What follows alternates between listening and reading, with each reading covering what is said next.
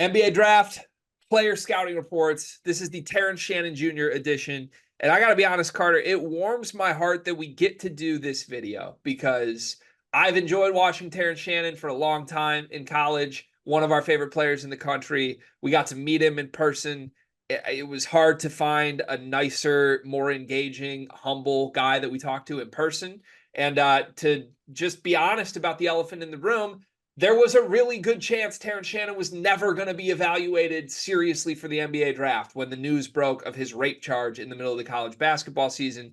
If you are an NBA fan that is unfamiliar with what's going on with Terrence Shannon, that case is still ongoing.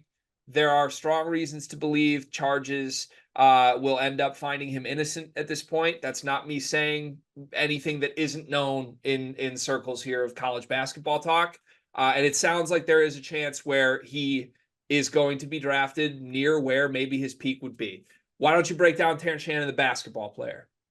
There is not a player that was more deadly in transition basketball in the college level than Terrence Shannon. He was too big, he was too fast, and way too strong to be contained in that area, and it led to him having some extremely tough finishes in transition, getting to the free throw line. And he's also an underrated shooter. He dipped a little bit after he came back from his case where he was suspended for a good part of the season.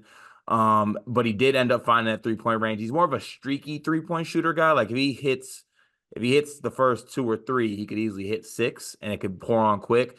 But there wasn't a player with Terrence Shannon's like body, like he shaped like a football player. Like he's massive and he was a load to handle in transition. And there was absolutely no stopping him once he got out there. He's way too fast, too strong, too athletic.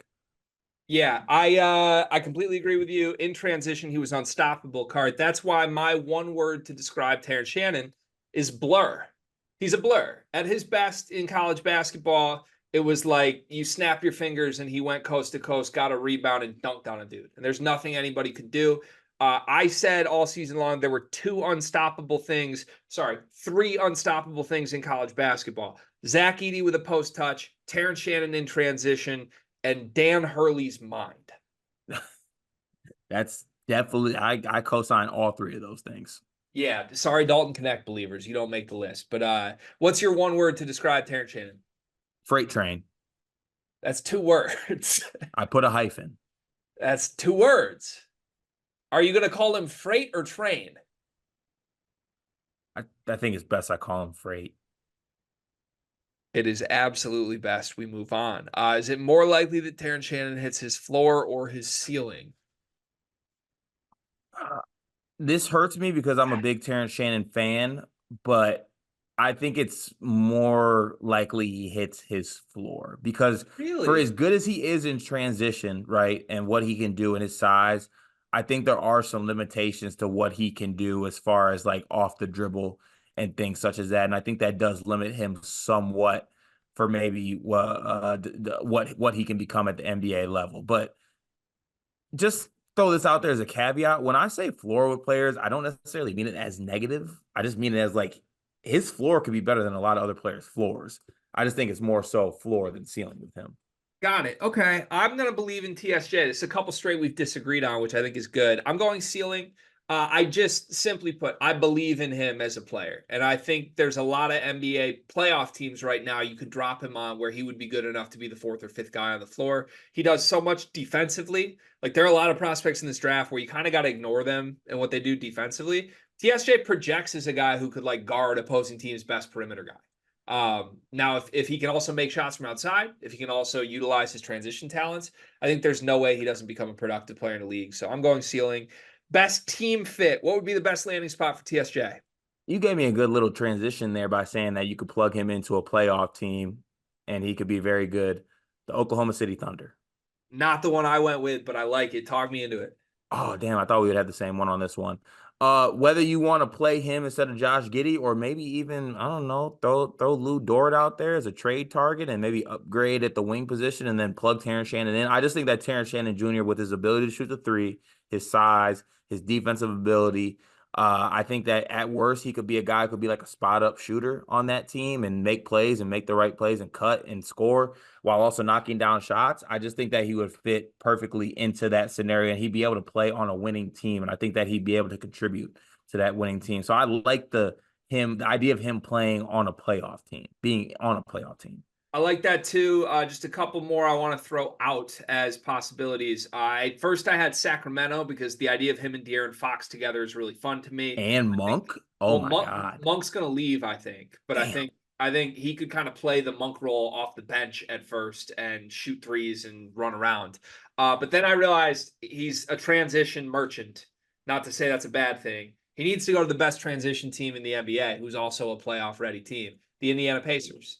The Pacers don't have a first round pick, but if they could somehow trade up for TSJ or somehow stumble their way into him in the early second round, if he landed alongside Tyrese Halliburton and like just ended up like taking Aaron Nesmith's role and like got out to run, their transition would be unstoppable. It'd be a great fit. What does his best year in the NBA look like statistically? I had his best year in the NBA at 12 points, 5 rebounds.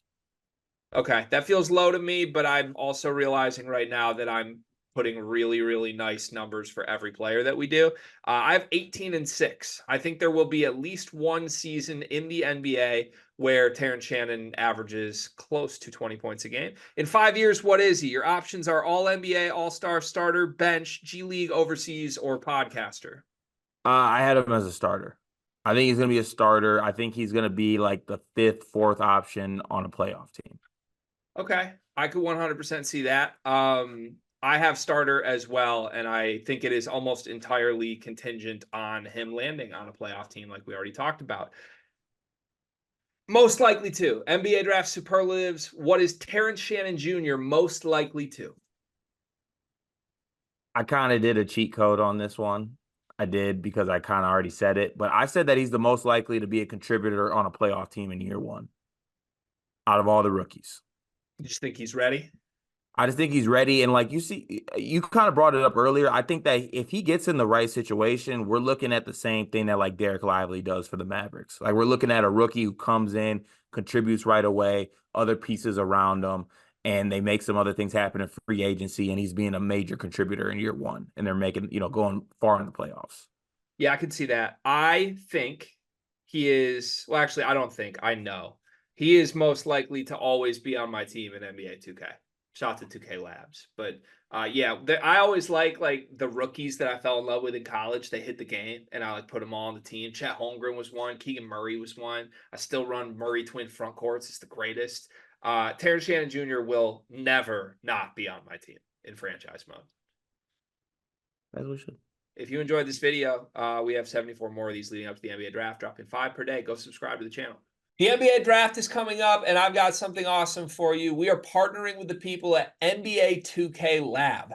NBA 2K is the best video game on earth. The people at 2K Lab are making some awesome stuff to make that game even more fun, and they just launched their 2024 NBA Draft Simulator, where you can find the official Sleepers Media big board. We ranked our top 75 players in this draft class. Me, Carter, Brian Ralph, Riley Davis. We did it together, and it is featured on the 2K Lab NBA Draft Simulator. You can take control of any team in the draft, play GM with just one click, and see our entire rankings before these videos even come out. Check out the link in the description of this video to try out the draft sim for yourself, and you can find more mini games at nba2klab.com/NBA-mini-games.